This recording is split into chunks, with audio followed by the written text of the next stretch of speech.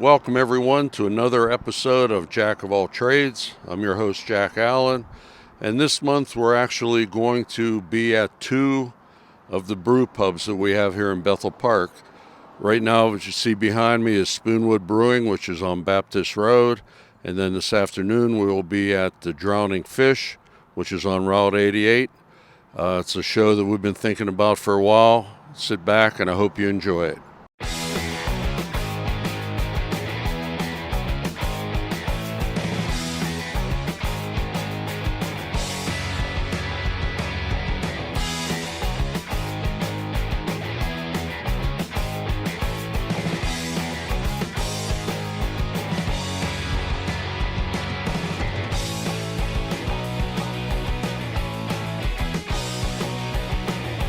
All right, our first guest today is Steve. Steve's the head brewer here at Spoonwood, so welcome to the show. Thank you.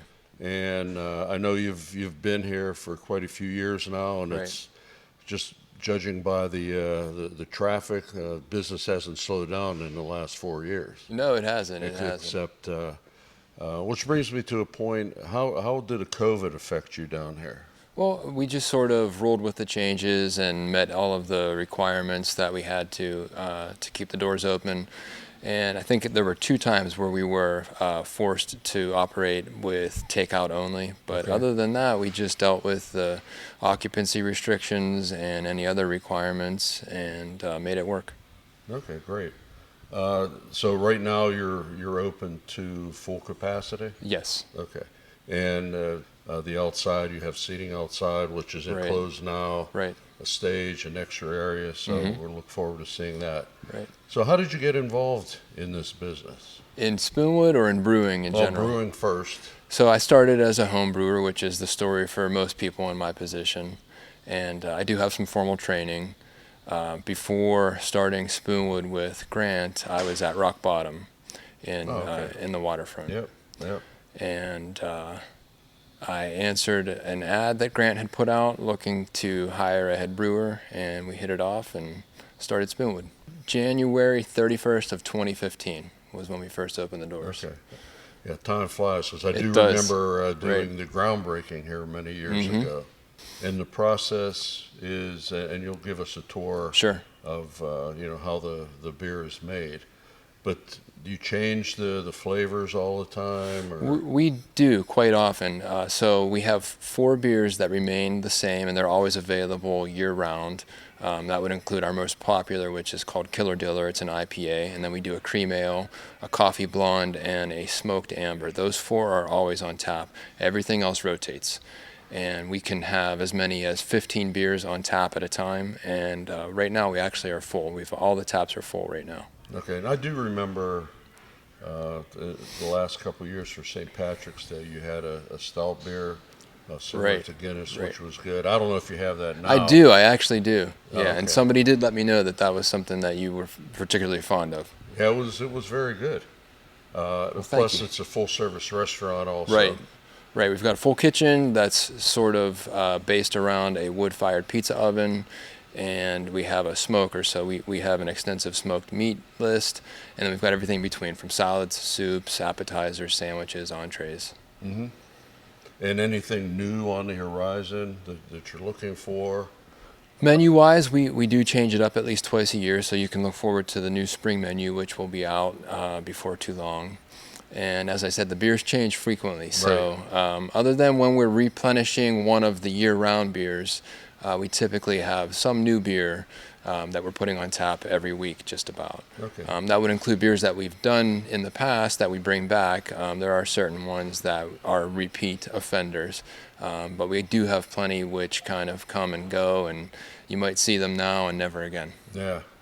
Well, I'm sure your customer base dictates on.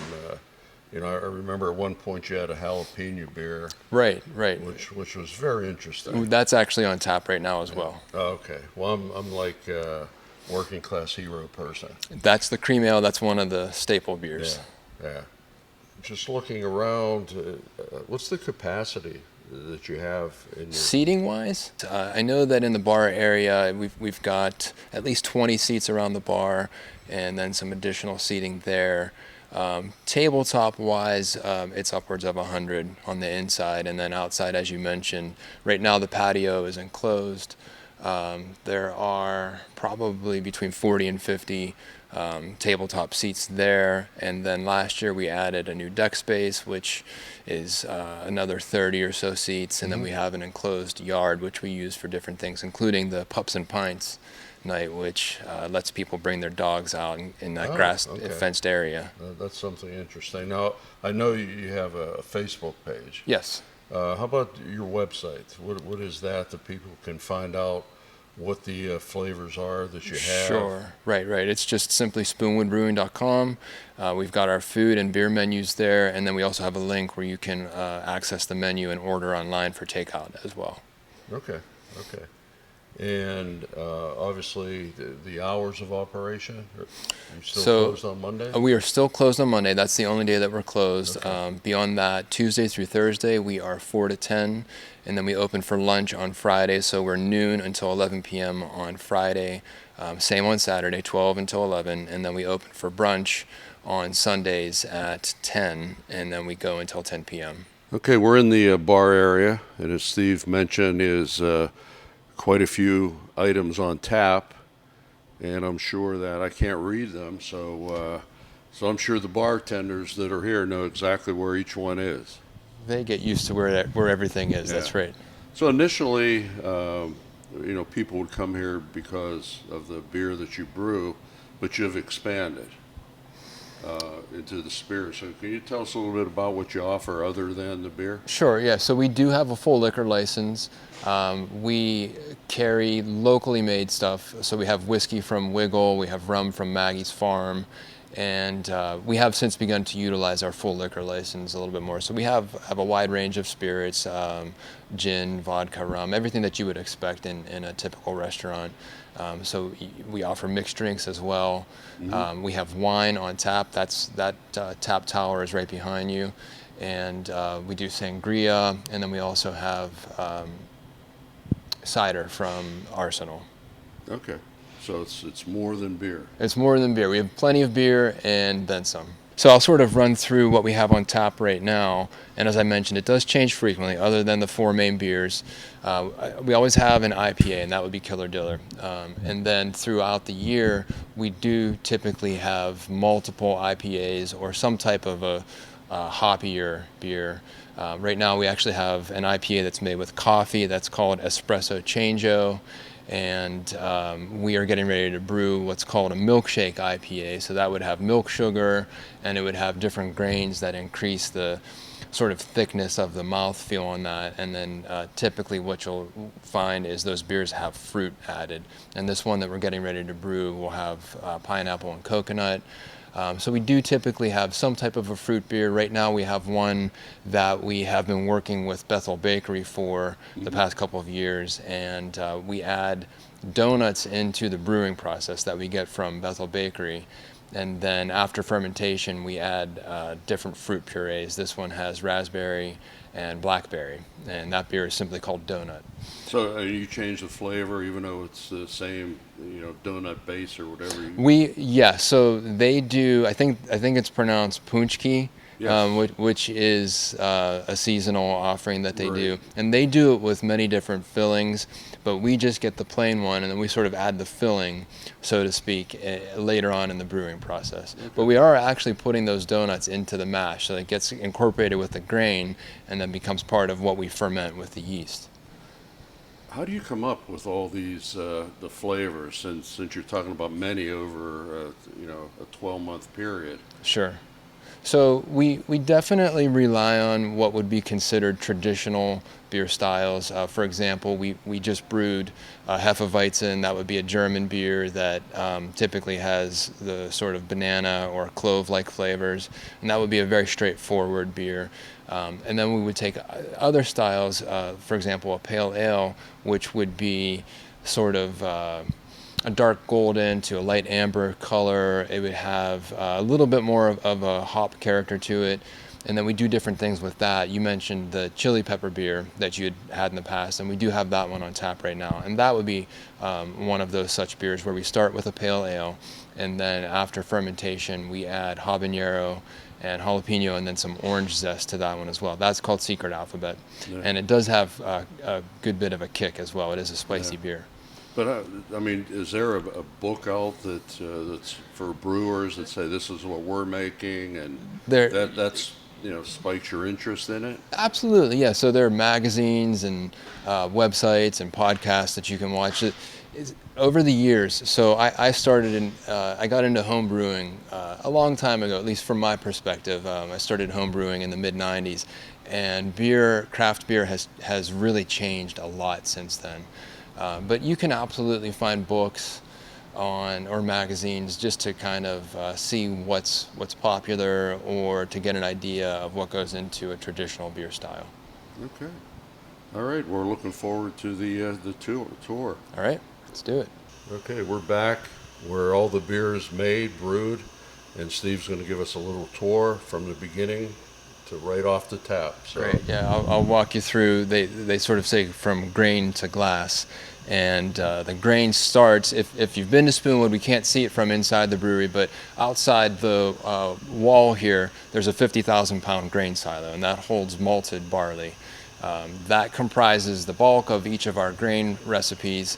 To that grain, we will also add some different types of grain, whether it's caramelized grains for flavor. We also have different types such as wheat and oats, and those would be in bags here in the mill room.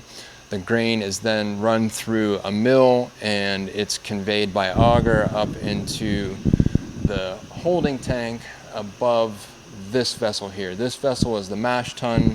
That's where the grain is mixed with hot water that's at a specific temperature, and that's where the sugars are converted from.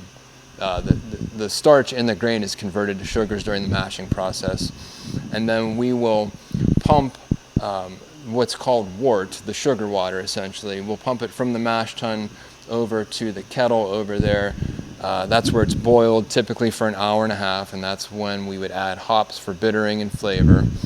And after the boil, it's chilled through a heat exchanger from right around 200 degrees down to the temperature that the yeast needs for it to work, which would be in the upper 60 degrees Fahrenheit range. And it will be pumped from the kettle through the heat exchanger into one of the 6 fermenters that we have over there. That's where the yeast is added, and then the main fermentation will occur typically over the course of 4 days, and then it will stay in those tanks for further conditioning, where it's then chilled down to 35 degrees.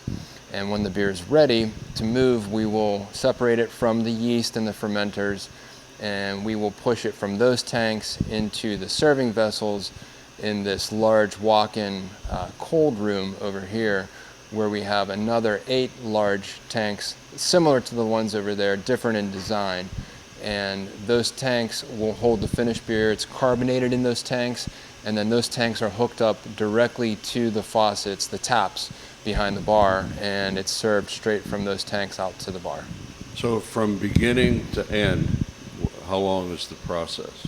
The shortest that we'll do would be a 10-day beer, and that's depending on different circumstances. Typically, it's going to be at least 2 weeks, sometimes a little bit longer. So we're seeing beers go from boil to serving probably on average in between 15 and 20 days. And other than the beer that you have on tap here, I know you have growlers, because I've seen that machine work out there. That's right, yeah. So in addition to coming here and getting beer to drink by the pint or by the 5-ounce taster, you can take it home either in 16-ounce cans, which we sell by the 4-pack, or you can take it home in a growler, which most people know as a 64-ounce brown glass jug. Right. We've got a couple of different sizes. We've got the half size, which is a 32-ounce glass jug, and then we actually started using aluminum cans that are 32-ounce or 19-ounce as well. How long does the beer stay in a growler before? So we do have a special machine behind the bar to fill the 64-ounce growlers. That does a better job in terms of preparing the vessel to help the beer stay. Yeah. So that one, if you don't open it, you take it home and you keep it sealed, you can keep it for at least a week before you open it. And then with any growler, once you open it, the faster you consume it, the better. Sure. And once you break that seal and you introduce oxygen, then the beer is going to begin to spoil. Okay. All right. Always wondered that, how long it would last. Sure. If you left with one. So, Right. Okay. Yeah. Well, we certainly appreciate the tour that you gave us. There's a lot more. I learned a lot today that Great. I had no idea Great. what went into brewing before. Again, thank you very much. We look forward to the new flavors that you have in the back of your mind now that aren't on paper yet. Sure. And we wish you the best of luck. Thanks for Thank you. coming.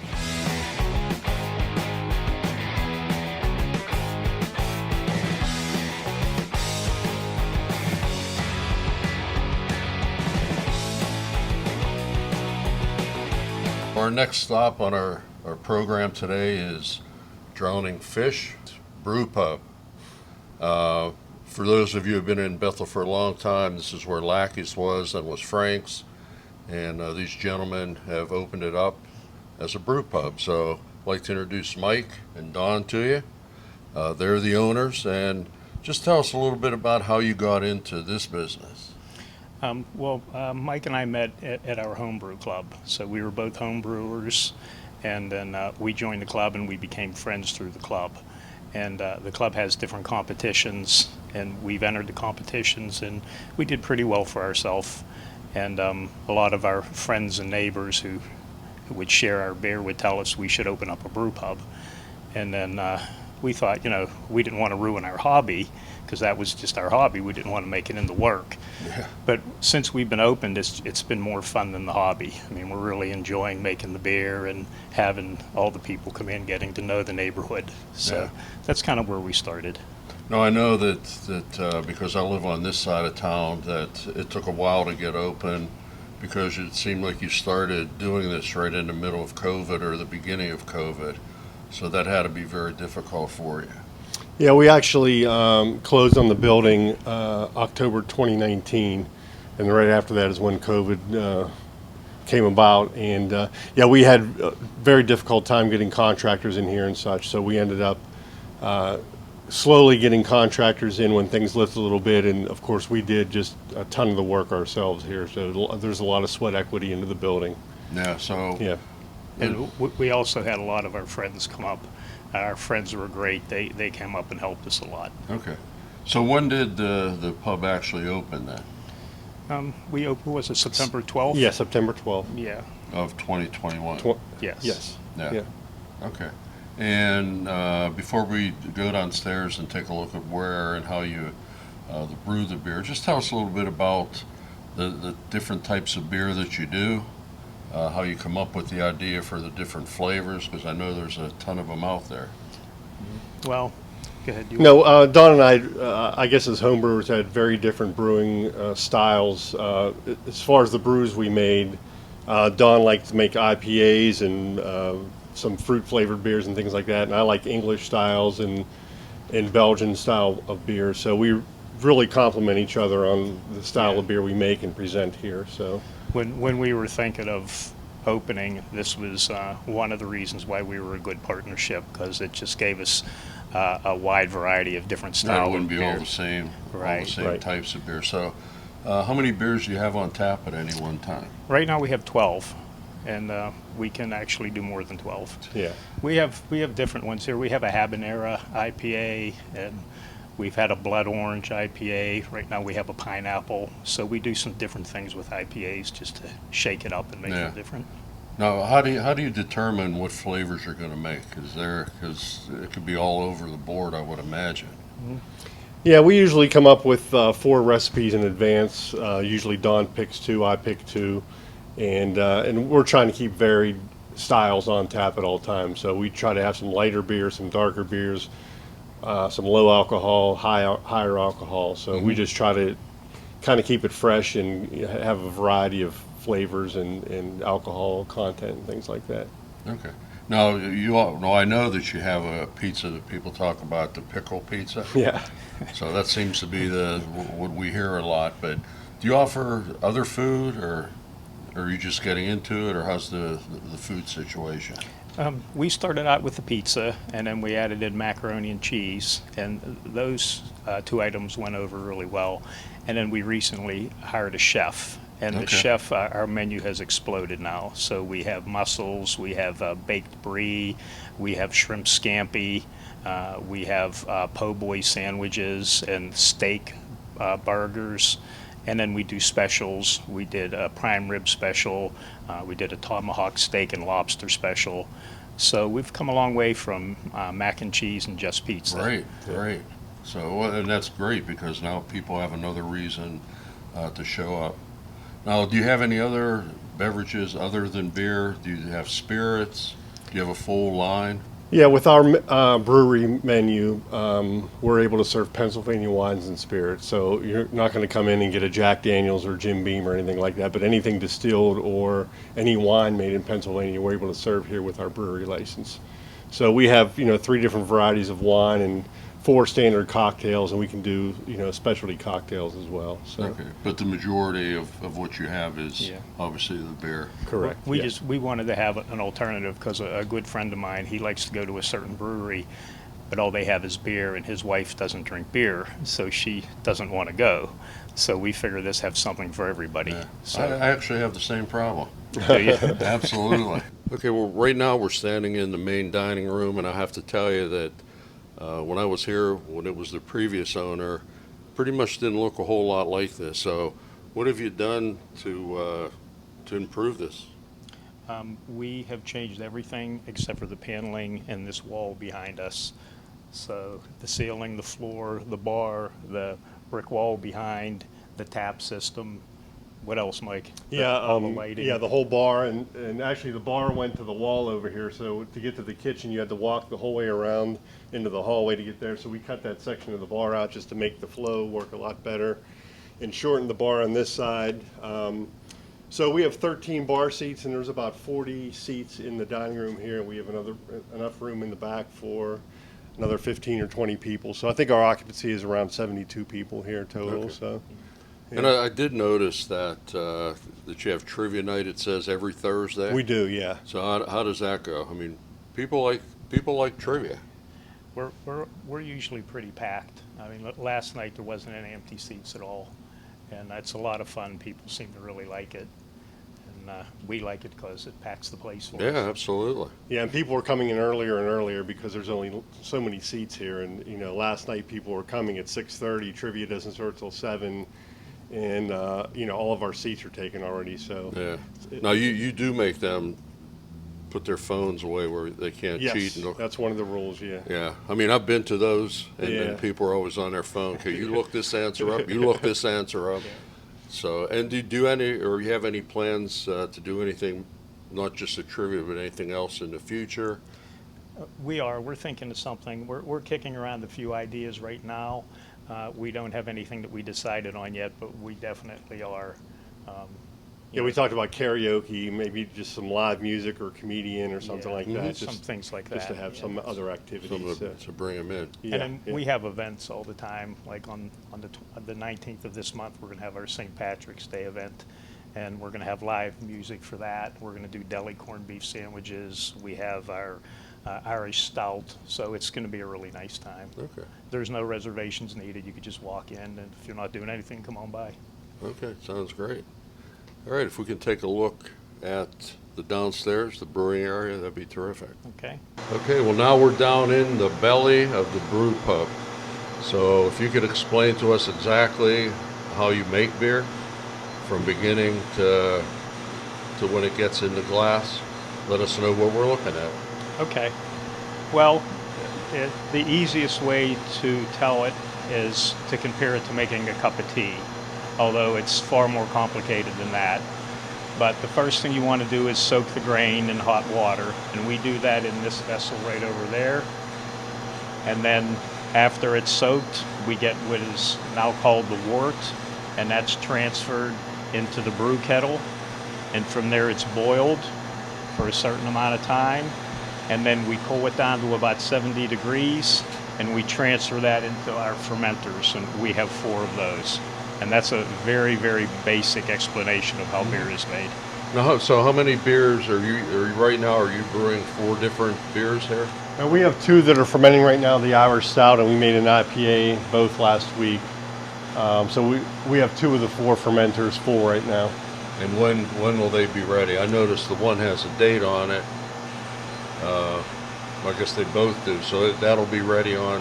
Yeah, or that will that's be when ready you to did keg it next on the week. night. Yeah, the IPA is going to take a little bit longer because we dry hop that. So typically we can get a beer from brew day into the kegs in about 10 days or so.